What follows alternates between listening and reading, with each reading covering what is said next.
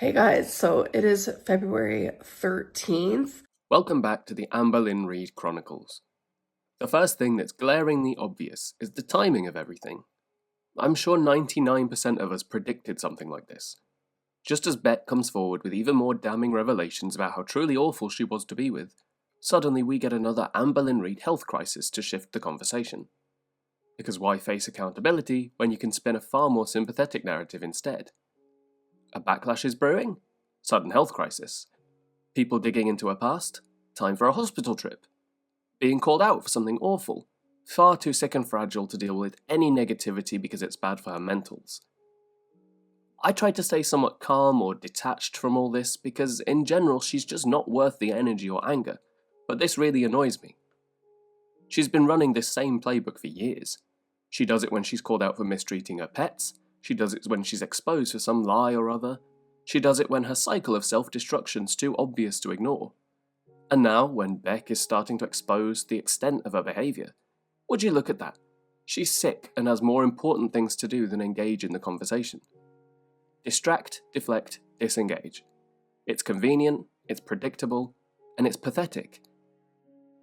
The real insult is how manipulative it all is. She doesn't even try to hide it. It's the same formula every time, but she acts like no one sees what she's doing. Amber, please. If you're gonna be a terrible person, at least have the spine to fucking own it. Stand by your past actions and admit what you did. But no, she'll always run and always spin the narrative in her favour. At the end of the day, her biggest fear isn't being sick. It's being exposed. And when that happens, I guess COVID brain fog is the new scapegoat. But anyway. She starts us off strong with a signature move, talking in circles. Apparently she filmed 2 hours of content, but it was just too much, too emotionally draining, too difficult, and so it will never see the light of day. 2 hours of effort just discarded. A fate not unlike every other attempt she's ever made to better herself. We're on day 5 of COVID, and it's ravaged her in ways unseen since the Great Plague of 1665. No smell, no taste, brain fog, exhaustion. It's a Shakespearean tragedy. But don't worry. She's balancing rest with movement because she once got pneumonia from lying in bed too long. Naturally, everything must be traumatizing. Because as always, we must acknowledge her unique struggles. She's not just a sick person. She's Amberlynn Reid, and that makes it far more serious. Next up, a dramatic visit to the ER. I'd say I called it, but we all did. Her heartbeat was at 57. I don't know how to tell her this, but a resting heart rate of 57 isn't only within normal range, but it could even be considered healthy and a sign of good cardiovascular fitness. Most normal adults have resting heart rates of between 60 and 100. Yes, she's no athlete and she hasn't exercised her way into earning a lower heart rate, but still, it's not an emergency. But fear not, they ran tests and everything was fine. What a plot twist. Who could have predicted that? One of my favourite Amber contradictions is how she oscillates between hypochondria-induced panic and willful medical ignorance. Oh no, my heart rate is 57, I must go to the hospital immediately. Oh, my blood pressure's dangerously high, moving on. This is the same woman who ignored genuine medical conditions for years, yet a suddenly completely normal heart rate has her running to the emergency room. She cherry-picks what to panic over based on drama potential rather than actual health concerns. If a doctor told her you have severe heart disease, she'd brush it off. But a Fitbit tells her that her heart rate is 57, and suddenly her bedroom is Grey's Anatomy. Despite things coming back normal, her performance persists. My brain is not the same, she says. Amber, you're not describing a COVID symptom here. You're describing your entire existence.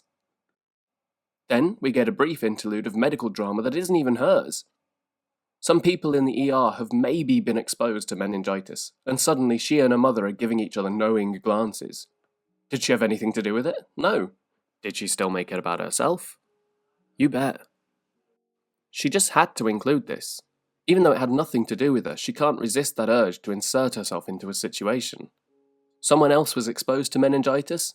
She's clutching her pearls and exchanging glances with her mother like they're in the final scenes of a thriller movie. The idea that she might have been in danger, even though she wasn't, is far more exciting to her than any real reflection on her health choices. It's just another chance to make herself the main character. Here's her symphony of complaints. She can't taste. She can't smell. Her lymph nodes hurt. She almost tasted something today, but it was weird. She bit into a raw onion like a feral raccoon and felt nothing. She has COVID. Did you forget that part? Let her remind you again, because this clearly isn't just any COVID. This is Amberlynn Reid COVID, which is more debilitating, more dramatic, and more tragic than anyone else's. The exhaustion is unparalleled. The brain fog is uncharted territory. The lack of taste is a medical marvel. She's making choices she wouldn't normally make. Darling, you're always making choices you shouldn't make. COVID is just the latest convenient excuse. One of her commenters said she was acting like patient zero, and that is so accurate. She is acting like patient zero in a new pandemic strain, not just experiencing symptoms that millions of us have gone through with less fanfare. And of course, while she's suffering, everyone else must acknowledge her unique struggle. Forget those of us who were hospitalised or lost loved ones. Amber has brain fog and a sore throat, and that is what truly matters. And then she took a bite out of raw onion to test her taste? What the hell kind of experiment is that? And now the main event. Amberlynn has signed up for a pre-made meal service. This time it's Factor, because what better way to showcase health and commitment than reheated, portion-controlled meals that she'll forget about within a week. Naturally, she ordered this before getting sick, and despite not being able to taste, she'll be sure to do some taste tests anyway. Logic is clearly for the weak. So she ordered a box of diet meals and then conveniently can't taste them when they arrive. So what's a girl to do? Plug her referral link, of course. Does anyone else get that tiny little thrill from knowing she can't taste her food? I can picture her shoveling it down, willing her sense of taste to just come back and having a hissy fit because her main addiction isn't bringing her that eyes rolling back in the head feeling that it usually does. But I'm sure we've seen this before. HelloFresh, Jenny Craig, health juices, and every single time it follows the same pattern. She buys with enthusiasm, tells us it'll keep her on track, and ends up wasting them or swapping them for takeout and forgets about them once the dopamine hit wears off. It's just another attempt to outsource her willpower. Instead of just learning portion control, she pays for pre-portioned meals that we all know she's just going to replace with some oversized takeout concoction. She said she might give some of them to her mother, and let's be real, Mama Lynn will be taking most of these, or they're being thrown out.